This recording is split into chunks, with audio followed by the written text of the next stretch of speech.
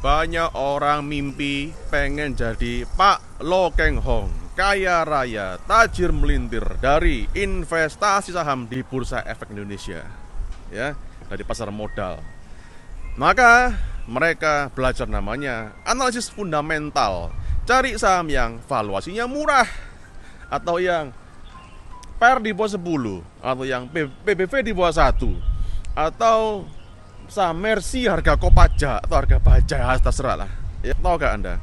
Ketika Anda nemu saham seperti itu, ya, itu masih baru langkah pertama, ya.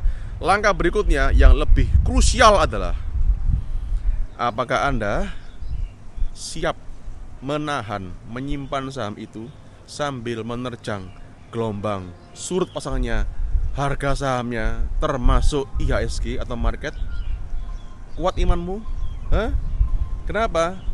Contohnya, tahukah Anda ketika Lo Keng Hong beli saham UNTR tahun 98, Anda tahu 98 itu ketika krisis moneter, di mana Anda baca di media, koran, televisi, itu seperti dunia mau kiamat.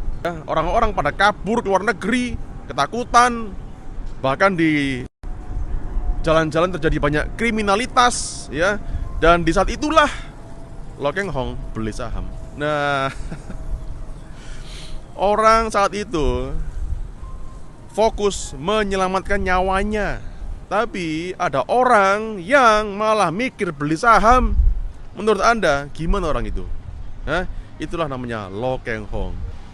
Jangan mimpi bisa kaya dari saham cuman dari nemu saham yang valuasinya murah. Tahu gak Anda?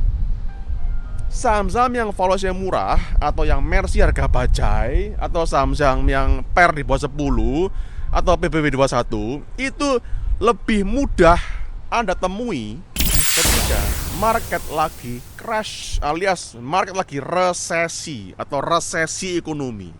Itulah saatnya, ya, banyak orang kaya tercipta dari pasar modal. Bukan Anda beli saham ketika lagi hot, market lagi naik, wah, ikut beli karena temannya juga ikut beli. Wah, salah Pak Ibu, itu mah FOMO sayang. Fear of missing out, takut ketinggalan. Bapak Ibu, ketika udah rame berarti itu udah telat. Jadi Pak Ibu, yang bikin orang bisa profit itu bukan karena dia pinter ngitungin fundamental, PER, PBV, earning ratio, book value, nilai buku, bla bla bla, bukan.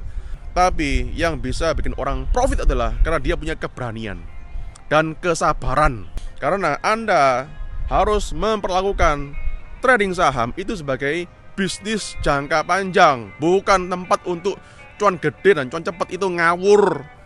Karena ini adalah bisnis investasi ya Ibu, bukan kasino legal, oke?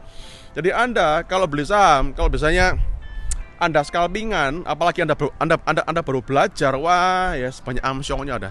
Jadi Anda harus mau punya kesabaran, keberanian, ya, untuk bisa investasi terus di pasar modal secara jangka panjang. Itu baru Anda bisa cuan.